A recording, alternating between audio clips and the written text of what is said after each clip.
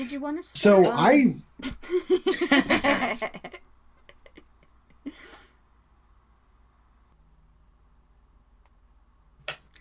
Okay, good answer.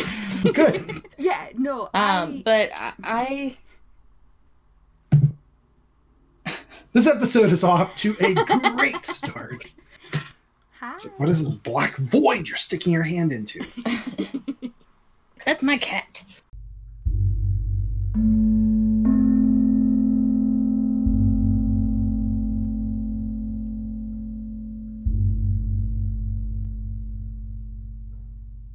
Hello! We are ZombieBananaSpiders, and I'm here with Dr. Heather, Hello. whichever side she's on, and Colin! Always at the bottom, that's me. And today, I thought we could do a little mini episode, sort of collaborating with JellRoll Chicago. He put out a video a couple weeks ago about inspirational color wheel, personalized inspirational color wheel. And so I thought it would be fun to have each of us make our own color wheel as sort of just more get to know me and where you find your inspirations from and things of that nature. So, yeah, I think Colin's going to start us off. Okay, so recently I watched Jacob's color wheel video, as we all did, and this is a way that he's come up with or is utilizing to put your kind of influences, the things that are quintessentially you that you always go back to and look at, into a visual way. So if you're ever, I need some inspiration or something, you can look at this and be like, yes. Would you guys agree that's kind of the gist of the whole thing, or is there anything you want to add to that? Yeah. Basically, it's to help remind you of all of the things and people that you draw inspiration from. Mm-hmm. And essentially, it's like if you can imagine a Venn diagram of 3 circles. So you have the 3 main circles, and they overlap, giving you 3 mixed, like 3 secondary ovoids, and then that middle section is you. And I don't know, I had a lot of fun making these, but I also found it really difficult because I found only 3 circles to be incredibly too few. I tend to be a guy that has like, everything's my favorite. This is my favorite, so I'm like, what the hell do I only put in like 3 circles? Because if I put like H.P. Lovecraft, Conan the Barbarian, and the Muppets, there's no room for pizza on there, and it was really tough for me. How about you guys? Did you guys enjoy this or find it easy, or how did you feel about it?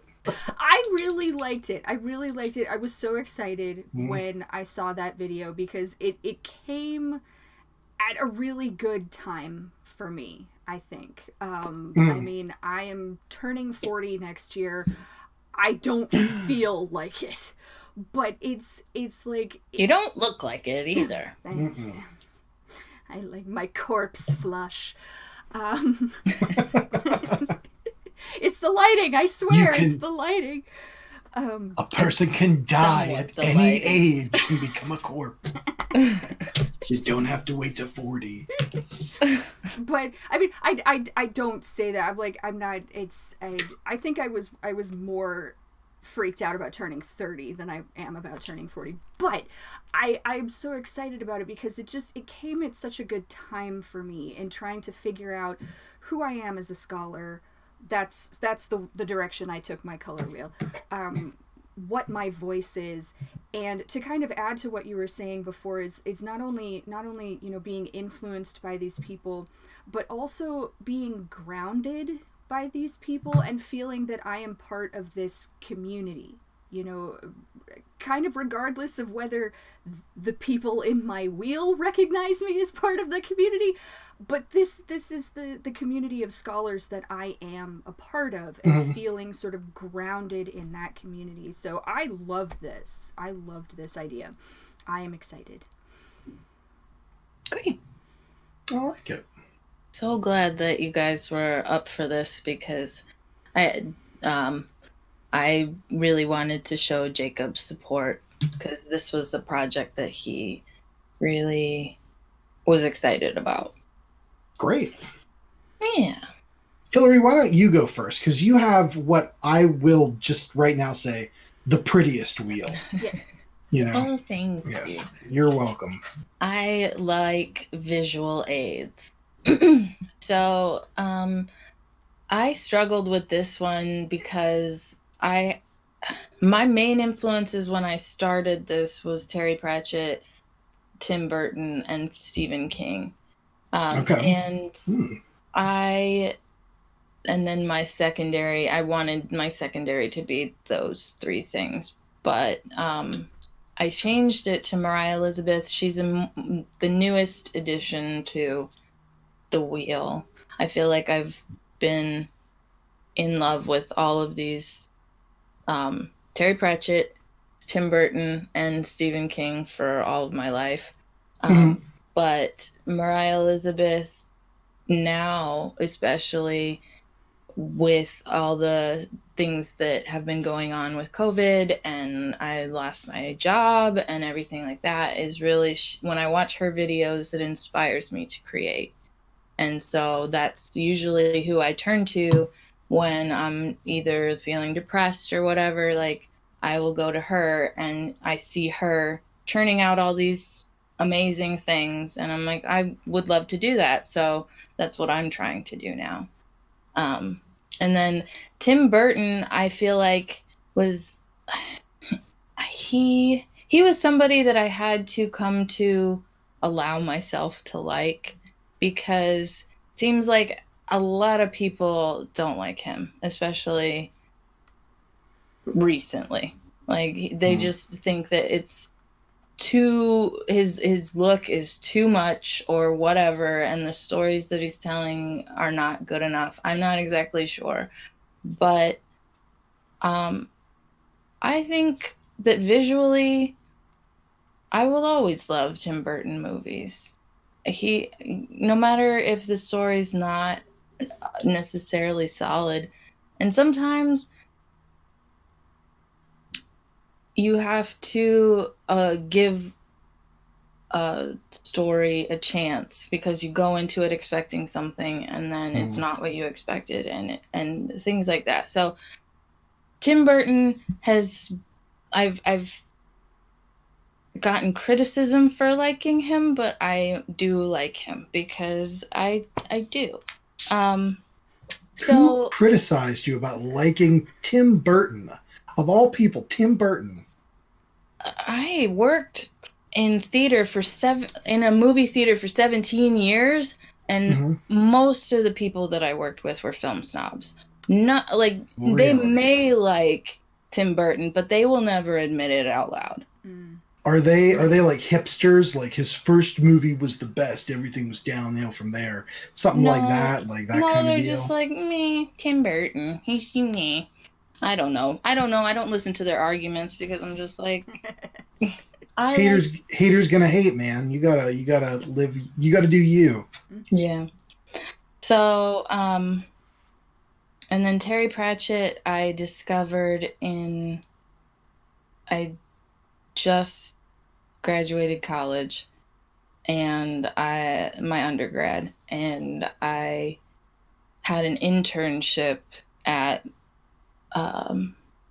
experimental theater company, and they had me doing things like painting sticks, which is fine, but I felt like maybe I could have done something a little more. So I would listen. I had the internship on Friday, Saturday, and Sunday from like 8 a.m. to 5 or 6.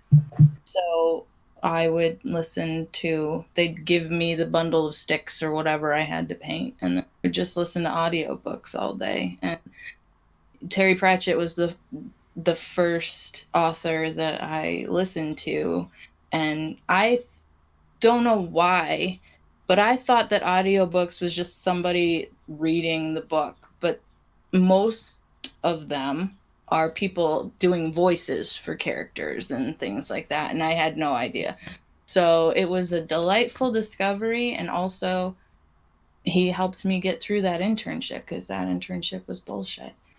But and since then, I mean, I could go on and on about Terry Pratchett. He's so smart in the way that he creates his stories, and I've listened to all of them, well, all of the Discworld stories so many times.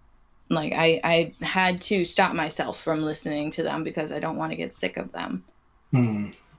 So those are my 3 main ones. And I think that with Tim Burton, I draw from his aesthetic. Terry Pratchett, I try to draw from how clever he is and how he relates things to other things. Like, he created his own world, but it relates to our world, and he makes comments directly on our world, but he does it in a way that is humorous and digestible because it's actually on this other world. And I love the way that he does fantasy and humor together. So, and then Mariah Elizabeth, I respect her drive and her business ethic. So, those are my 3 primary colors. It's awesome, man. It's very, very cool. Can we go into the secondaries? Because looking at this, I wasn't sure I recognized all of them. Sure. Can we do who is between Terry Pratchett and Tim Burton? That's Leica, the company, stop motion company. They did Coraline and Paranorman and Box Trolls and Kubo, Missing Link. Is that it? Yeah. Yeah. So I don't know if this is still something that I want to do. It's something that I think would be really cool to do, but it's not a main goal of mine anymore necessarily. But I was going to school to do stop motion animation. I was getting my master's in animation, and I'm still planning on going back to school and getting my master's, but I don't know. It's going to be more of a like sculpting and fabrication. Sculpting and fabrication for my major or my master's.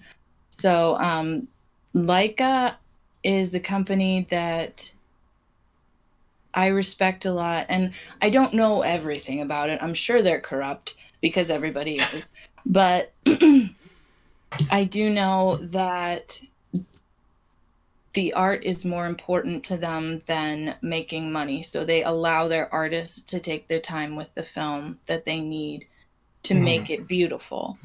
I do think that sometimes the stories suffer a little bit. I think that like Kubo could have had some like the story could have been ironed out a little bit better. Sure.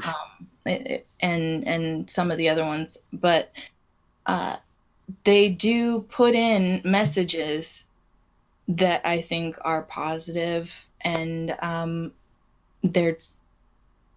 not necessarily worried about everybody liking them. I guess they are more concerned about putting out something that they believe in, I think. And so that's why, and that's one of the companies that I would love to work for when I grow up. Very cool. That's great, man. How about between Tim Burton and I'm sorry, I know you've said it like 8 times, and we had a big discussion even before filming, but the sparkle cupcake girl, I cannot remember the name. I am sorry. Mariah Elizabeth. Mariah Elizabeth. What's between Tim Burton and Mariah Elizabeth? This one may not make as much sense to be in between these two, because it made more sense when Mariah Elizabeth was Stephen King.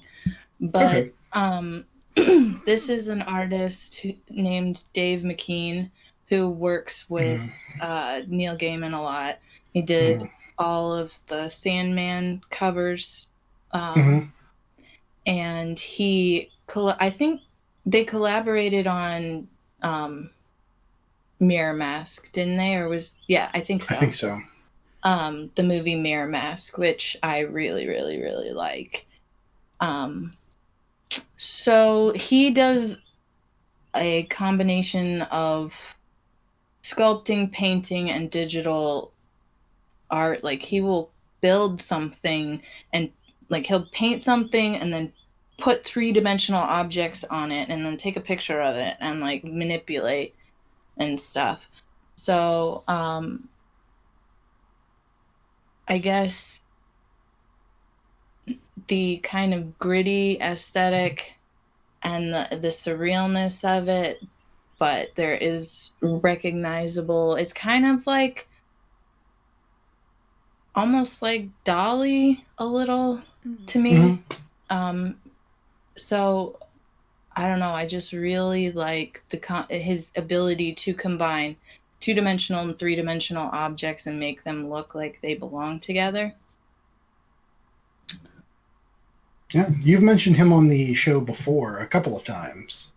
Yeah, that's great. I still think it could fit there between those two.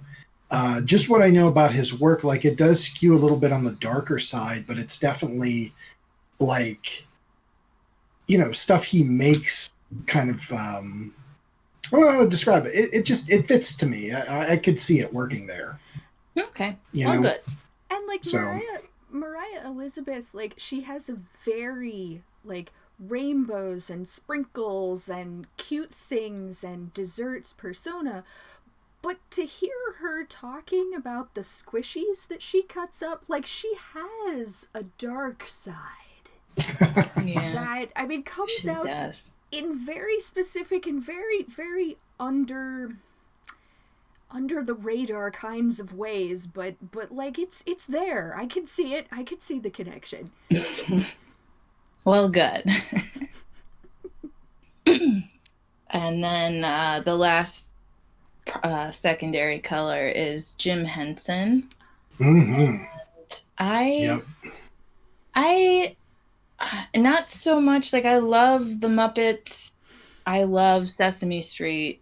That's not what those aren't the looks that I go for anymore though. Like I'm more into like Labyrinth type puppets and Dark Crystal. Those are the aesthetics that I draw from Jim Henson. But also he was supposedly one of the most wonderful people in the world. I've watched interviews and everything about him, and people just have nothing but the best things to say about him. So I think that's he kind of represents, and I hope that I never find out that he is problematic, because that will just be awful. But he's one of the people that I hold up and that reminds me, like, you can be creative and you can be funny and you can be awesome and you can be sweet and kind, and you can be all those things. So yeah, that is awesome. What a great wheel, Hilary. That's very cool. And I love how you made this with you know, Like, you didn't just write names in there, but it's like you said, very visual. I find it so appealing to look at it. It's great. Thank you. Very cool. Heather, how about you, man? What do you got? Nothing nearly so beautiful. I've got notes, and I don't even know. Yeah, like these are my wheels. Ooh. And I was saying, I don't remember if it was before we started recording or after we started recording, but I was saying I did mine more on the academic side. So I'm an ethnomusicologist, and I went to school for way too long to become an ethnomusicologist, but that is very much part of my identity. Like it is very much who I am, and how I am creative is through that aspect of my life. And so that's the focus that I wanted my wheels to take. And so I was making a list, like, so this is a color wheel. I didn't think to make more than one, because sometimes brain no work good. So this was a color wheel for myself as a scholar, as a researcher, as a writer, and a teacher. So I'm thinking probably after this, I'm going to break this apart and do one wheel for each of those things.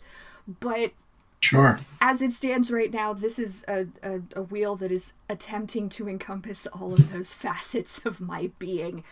But I like the idea of refining this idea. You know, like you were saying, Hill, that Mariah Elizabeth popped up to be more appropriate for your wheel right now. And it might change in the future. And I'm kind of looking forward to that, to building on this. As adding to it as I continue through my career. So my first primary circle is Pak Harjo Susilo, and by extension his students. So it's all of them. Pak Sus was the teacher of Javanese gamelan in Hawaii. He started there in 1970. And he led the gamelan, and he taught. He was an ethnomusicologist. He did retire, but he never stopped leading the gamelan, and he was doing it pretty much almost up into his death in 2015. So he was completely dedicated. He was one of the first, if not the first, Javanese dancers and musicians to teach in the United States. So he kind of set the precedence for a lot of how gamelan is taught in the U.S. But what was so amazing about him is his ability to let other people teach. Like, I was there when he was still alive. He was still leading the gamelan when I was there. But I never learned directly from him. Like, I did I never took lessons with him. He might have given me lessons if I had asked, but I never learned directly from him. I learned from his students.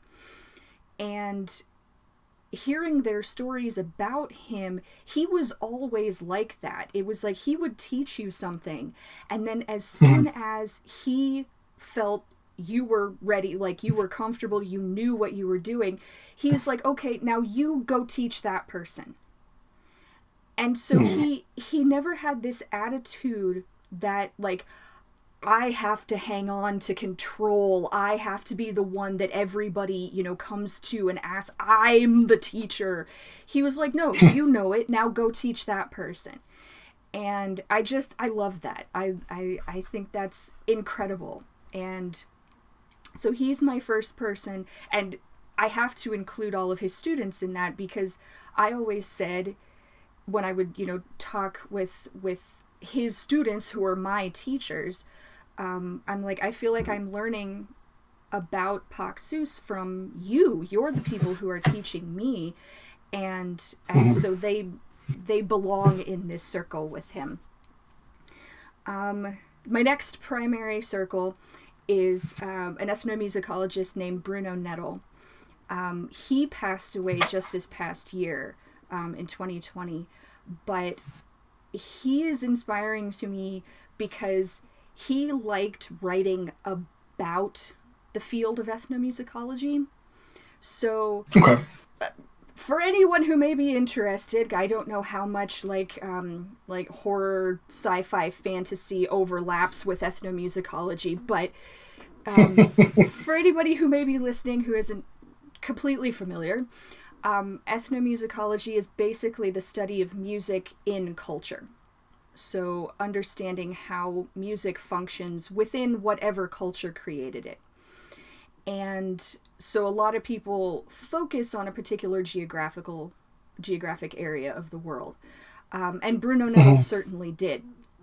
But he was also among kind of a small cadre of scholars who wrote about the field and was always self-critical of the field in general. Like, as scholars, we should always be, reflexive and self-critical and think about what we're doing and why we're doing it, and the implications and what effect it has on people. But he took that to the level of the entire field. It's not just what am I as a scholar doing, it's what are we as a community of scholars doing.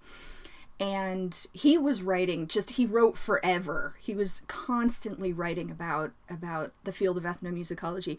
And I have one of his books, I mean, of course I do, but I got him to sign it because I am that much of a nerd.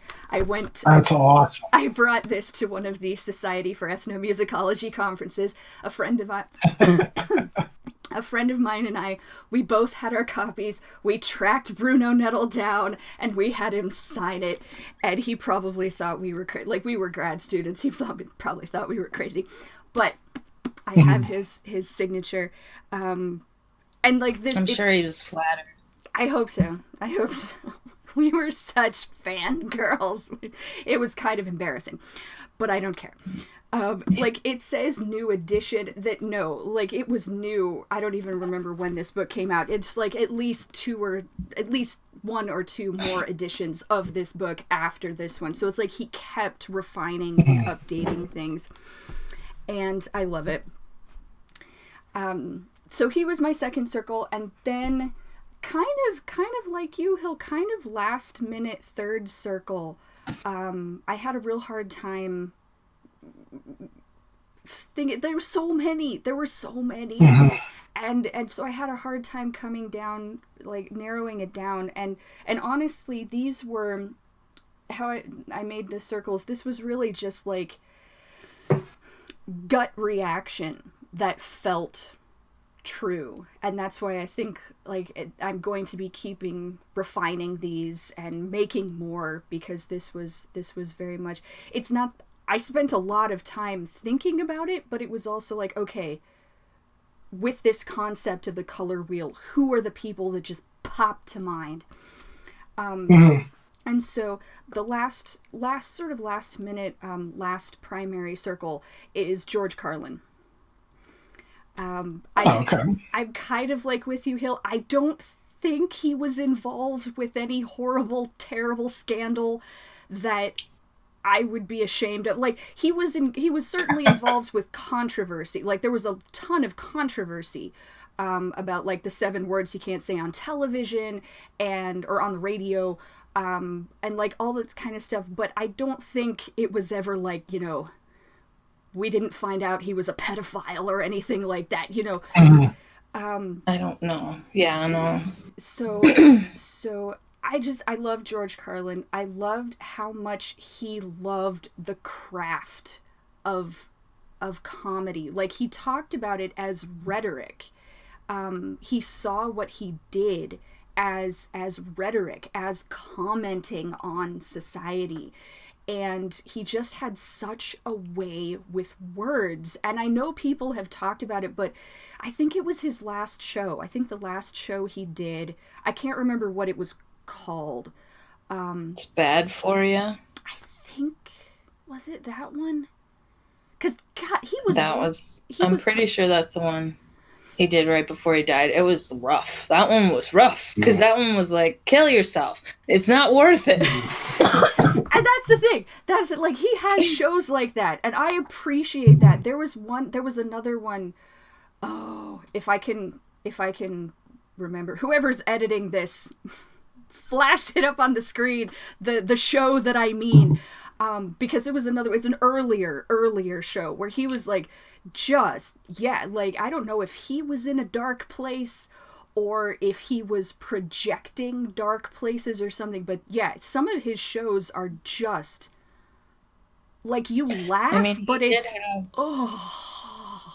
he did have like 3 heart attacks or something like that, so I got to imagine something like that will affect you somehow. Yeah, absolutely. And I love that he never shied away from that. But yeah, and like, yeah, I can't remember if it was his very last show or if it was the show prior, but like, it was very close to the end of his life, but he got on and he was just on. And it was like, you could tell he still loved what he was doing, and he still thought so deeply about what he was doing and the importance that he saw of being that social commentator. I just find incredibly inspiring, and what I want to do as a teacher. You know, I don't want to be complacent. I don't want my students to be complacent, and I think George Carlin was never complacent. So those are my 3 main ones. And then I'm not sure how my 3 secondary overlap with these guys. Like, they do in a way. And I guess the more I look at it, the more, yeah, okay. So one of my secondaries is Ricardo Tremillos. He was my dissertation advisor. We have I don't know what you'd call our relationship. Because yeah. I just remembered frantic text messages. Right. That's why I said, like, it's one always has an interesting relationship with one's dissertation advisor, and I don't think clearly. I don't think this is any different. I think I came through writing my dissertation with potentially less emotional scarring than some, probably more emotional scarring than others. But Rick he's kind of like, in a way, he's kind of like George Carlin in that he is always on. He always has a question for you. He's always pushing to, have you thought about this? Have you looked at it this way? Can you do this? And it's all to make you a better fill in the blank. You know, it's to make you a better writer. It's to make you a better scholar. It's to make you a more critical thinker. And so when you are in the throes of dissertation writing, sometimes that can come across as, oh my God, he hates me, he thinks I'm stupid, I can never be good enough, what am I doing with my life? Like, that kind of thing. But hopefully, if you get through the process and you can look back on it with any kind of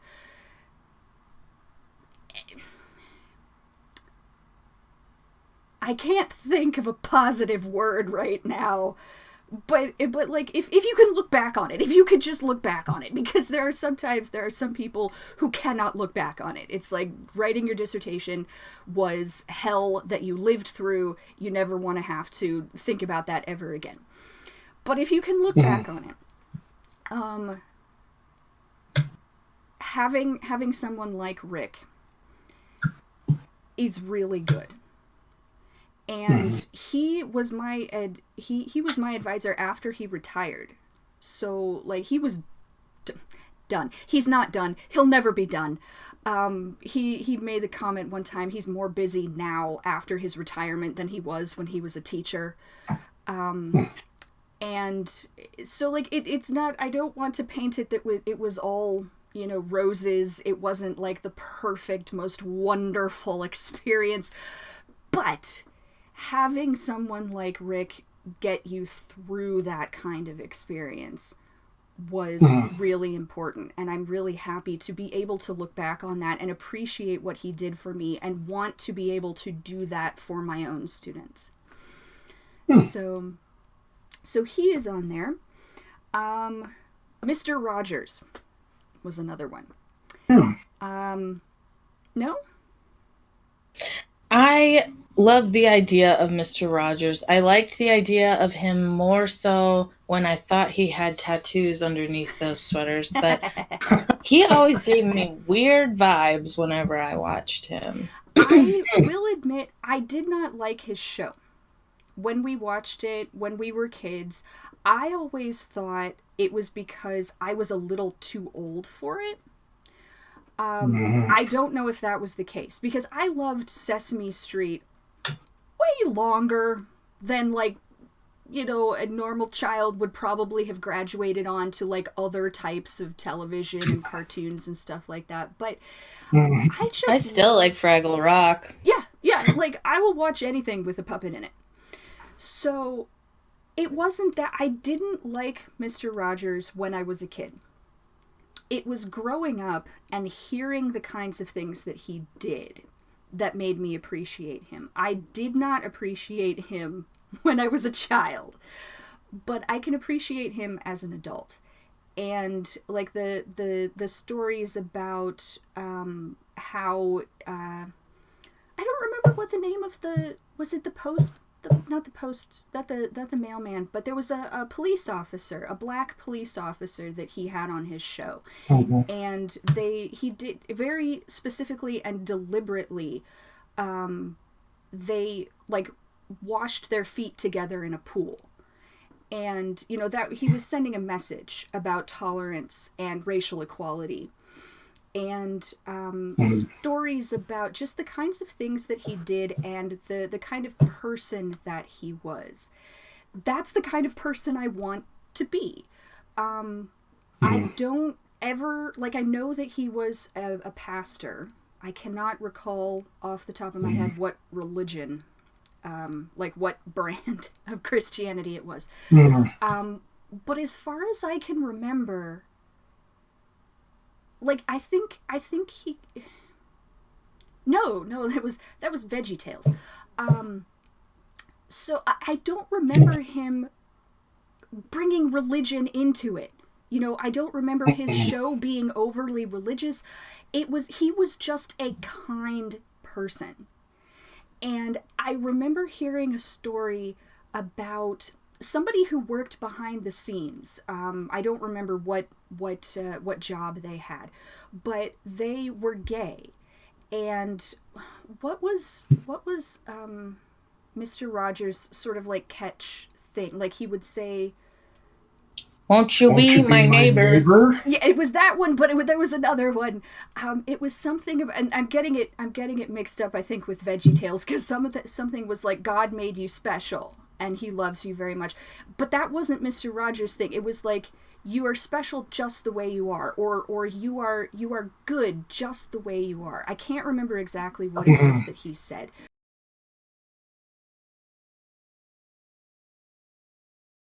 But there was this person who worked on the show, who was homosexual at a time when it was very not okay to be a homosexual.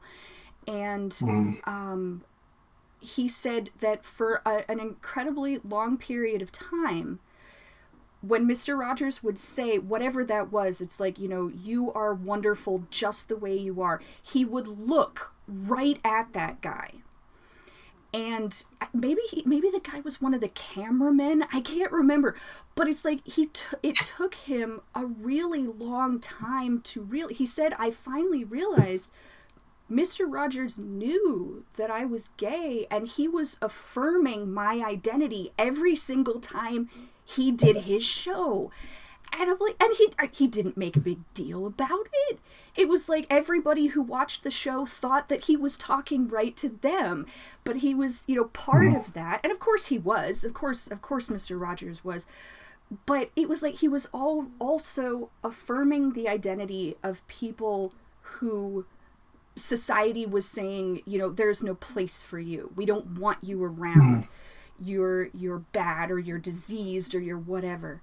And so it's kind of those stories that as an adult I very much appreciate about Mr. Rogers, and it's that sort of level of kindness and acceptance that I want to be a part of.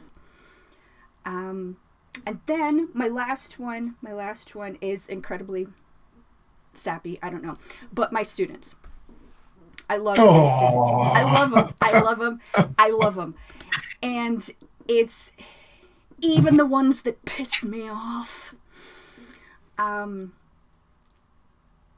for as much as I complain about them, and I know I complain about them, they are constantly teaching me things. And I know that is a cliche, because I have heard that from every single teacher I've ever had. Most of them, the ones that care.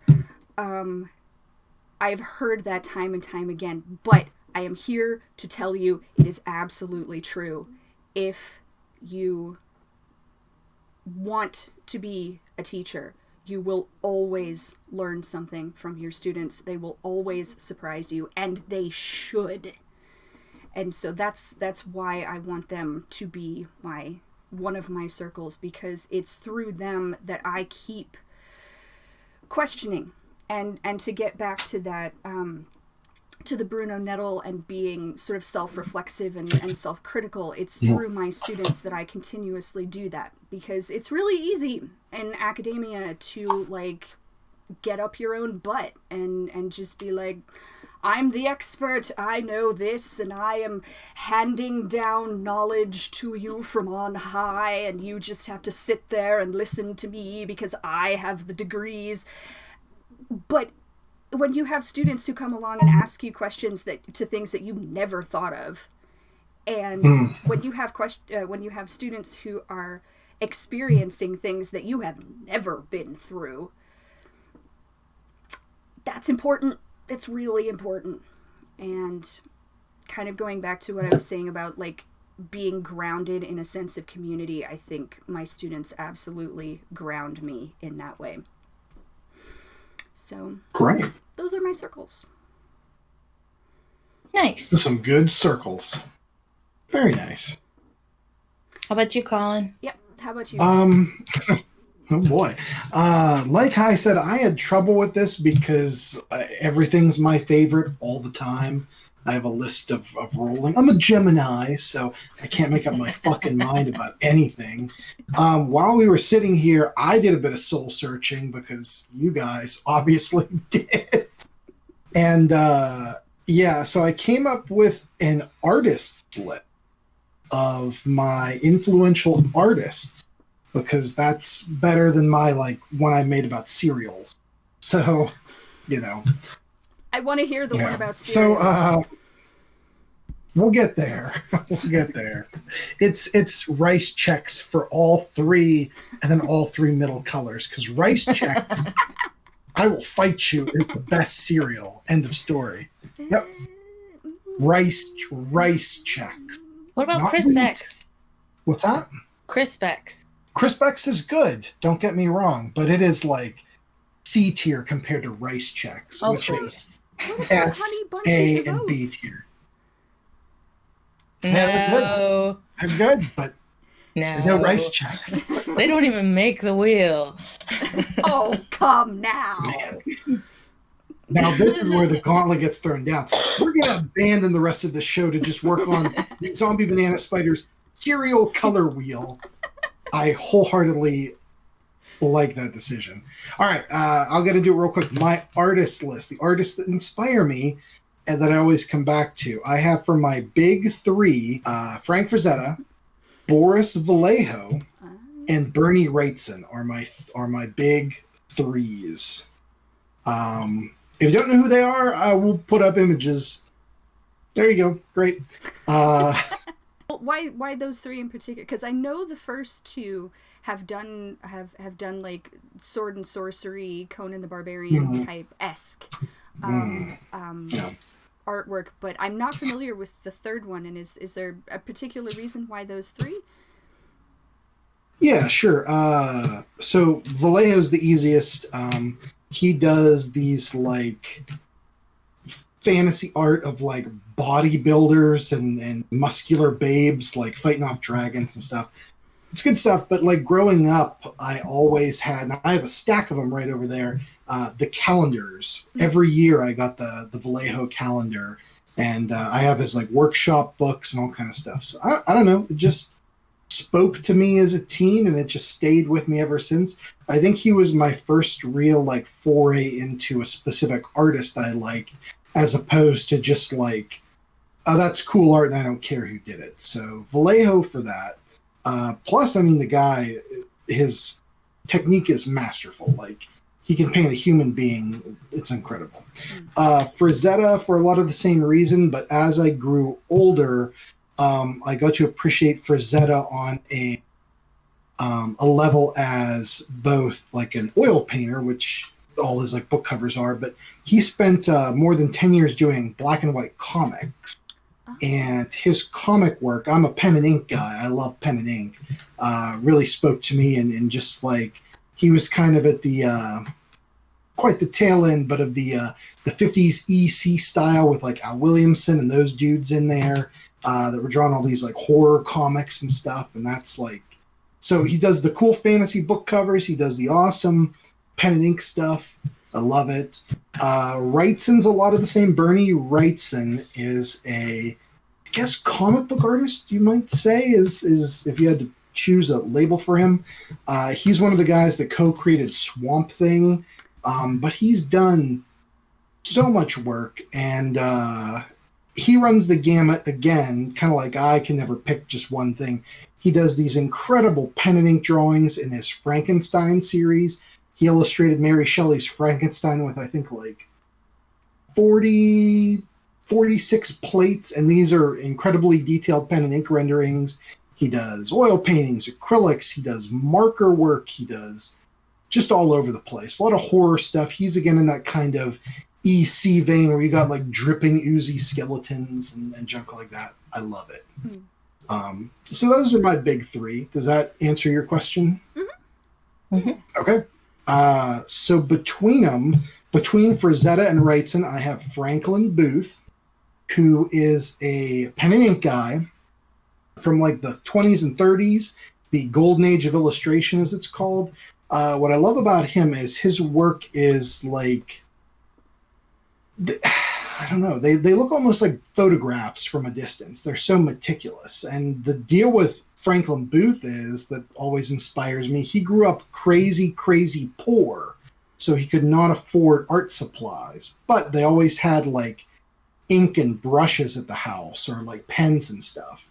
So with no formal training, he'd see like oil paintings of the great masters or whatever, like nature paintings, landscapes, portraits, whatever, and he'd try to recreate them in pen and ink just on his own. And so his technique became this incredibly detailed, like the light and the shadow, and he'd do all of that with ink. And I find that very inspiring, and love the dude's work. He's kind of between Frazetta and Wrightson with the black and white that they both do, and their intense work. So Franklin Booth, inspiration to me. Between Bernie Wrightson and Boris Vallejo, I have the brothers Hildebrandt. They're also fantasy artists. They did a lot of the like Tolkien calendars back in the day. And I don't know, I just really like it. I thought it fit between those two artists real well. They do some like B horror stuff. And I know, I think I can never remember if it's Tim or Greg that died in like the I think the early 2000s or whatever. So I met the surviving one. I've met some of these guys. I've met Vallejo a couple of times. been to the Frazetta Museum, but he had passed. Wrightson has passed, unfortunately, but yeah, the Brothers Hildebrandt love their stuff. It's just really cool. It fits my whole deal. I don't know. And then I cheated big time for the final one between Frazetta and Vallejo, like that the fantasy apex in there. I put the 4 artists from TSR from like the 80s and 90s, the big 4. That is Larry Elmore, Clyde Caldwell, Jeff Easley, and Keith Parkinson. If you bought a Dungeons and Dragons or fantasy product in the 80s or 90s, there is a significant chance that these guys had a hand in it in some way, their art. So, like, they basically defined fantasy illustration for, like, 10 years. And, I don't know, every time I look at their stuff, I'm just, like, inspired. Oh, my God, I want to do something like that. So, the big 4 from TSR in the 80s and 90s. There we go. That's my color wheel. Very cool. Yep. Did you want to go over any other ones? Yeah, because you said any other wheels I did? You said you did more than one. Oh man. Like Yeah, that was the big soul searching one. The rest of them I found really hard to kind of. So I have this one down here. My big 3. I have epic fantasy, big burly barbarians, and the fate of the universe as my 3 things. That always inspires me. Between big burly barbarians and epic fantasy, we've got Conan, of course. Between big burly barbarians and the fate of the universe, I've got Marvel's Thor. And then between epic fantasy and the fate of the universe, I have everything Michael Moorcock has ever written. It's in that little tiny oval. It's all in there. So yeah, that's one. I have horror movies, classic horror, and that's one of the things I really liked about this is that you could just make up a whole bunch if you want, you know. Like, what am I thinking about today? I'm thinking about Spider-Man comics, and then you can make one that's just about Spider-Man comics. And that's great. And then you can go back to it and be like, okay, what would if Mariah Elizabeth and Tim Burton collaborated, what would that look like? And then that can sort of give you inspiration for a project or whatever, you know? I like that. Mm-hmm. When you are thinking about these things and thinking about the kinds of things that inspire you and about the community that you want to be a part of and what you want to do in your own work, like, it's so helpful to do something like this because it can focus you. And I mean, just doing this is inspiring, you know. Apart from thinking about the people who inspire us, I found this exercise to be inspiring. So good. Lovely. Well, that's all for us. Thanks for joining us today, and let us know what your color wheel would look like. Post in the comments down below or send us a message on one of the social medias or email us. How about that? Mm-hmm. You can find me at Horelius_art on Instagram and Horelius Art on YouTube. How about you, Colin? On YouTube, I'm at Markers and Monsters, all one word. You can find me on Instagram, Facebook, and my website, Colin Richards Art. Again, all one word. Look me up, drop me a line. It'll be great. Fantastic. And Heather? Never will you find me. Never. Well, there you go. Okay. All right. That's creepy. And we'll see you next time. Bye. Bye.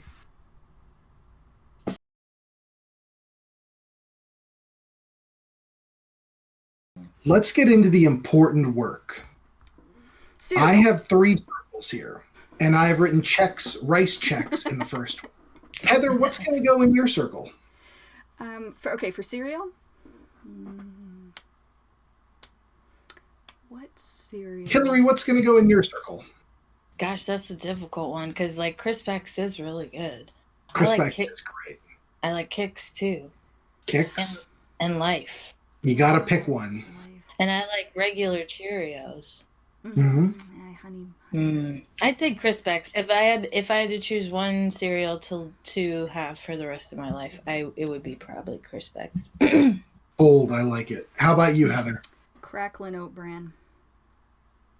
That's a good one. Not just Oat Bran. Cracklin' Oat Bran. Cracklin' Oat Bran. They get so soggy though. Yes, that's the thing. You gotta eat it fast, and that's like I found the perfect, like, it's the perfect amount of cereal with the right amount of milk, eaten at the exact right speed. It's delicious.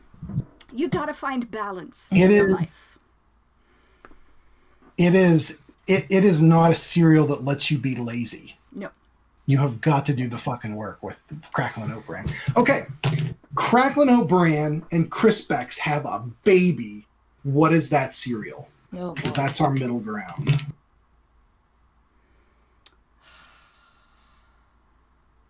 So it'll be sweet because Cracklin' Oat Bran's pretty sweet. Yeah. But like, but also crunchy like Crispix. Yeah. Yeah. And you know what I'm thinking? Crispix is later. You know what I'm thinking? You guys can veto this. Honey Bunches of Oats. I'm thinking. Honestly, I was too. Yeah. Yeah. Let's do that. I don't like that one. Is it too sweet or is it just not taste good? I think both. Because I could definitely much like the too sweet. Much like the Cracklin' Oat Bran too, Honey Bunches of Oats. If you want to stay crispy, perfect amount of milk, perfect like timing for it too. Yeah. I mean, honestly, Crispix too. Okay, well, this might be weird, but let's say Rice Chex and Crispix get to fucking. What is their baby gonna look like or taste like, or what do we got? Regular Cheerios? Maybe. I could see that. I could see that. Or Kix, maybe? Or is Kix too sweet? Maybe Kix. Would Kix be Kix? Kix is on the sweet side. Yeah. So yeah, I'm gonna say regular Cheerios. Regular old Cheerios. And then finally, Rice Chex and Cracklin' Oat Bran get a motel on the edge of town, and they go to Cereal Plowtown. What do we got?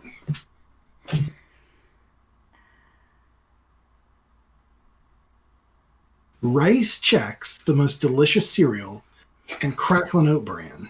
Would that be Kix, maybe? Because Kix I could see that. It's got the sweetness. Now, Cracklin' Oat Bran has the crunch, though, right? Yeah, it's really dense. Yeah. So what about frosted mini wheats? Yeah, or like a frosted. Go ahead, Heather. I was thinking like that frosted mini wheats, or like a frosted bran. Like, I don't know if raisin bran would do it, but like that's kind of frosted flakes. I don't think it's heavy enough. But then, like, what is the other one? Rice Crisp. It was the other one. Rice Chex is super light. Rice Chex turn soggy the moment they leave the box. The air around them before they touch milk sogifies them. So yeah, maybe cornflakes. Maybe like cornflakes or frosted flakes. Yeah, cornflakes. Yeah.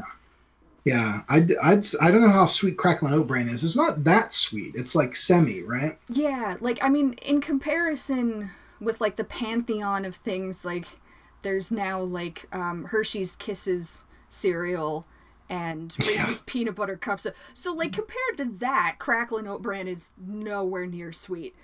Yeah. But yeah, it is. We'll put down cornflakes. Then. But Mom only let us have like regular Cheerios mixed with Honey Nut Cheerios and stuff like that. Ooh. So Cracklin' Oat Bran was sweet to me. Yeah.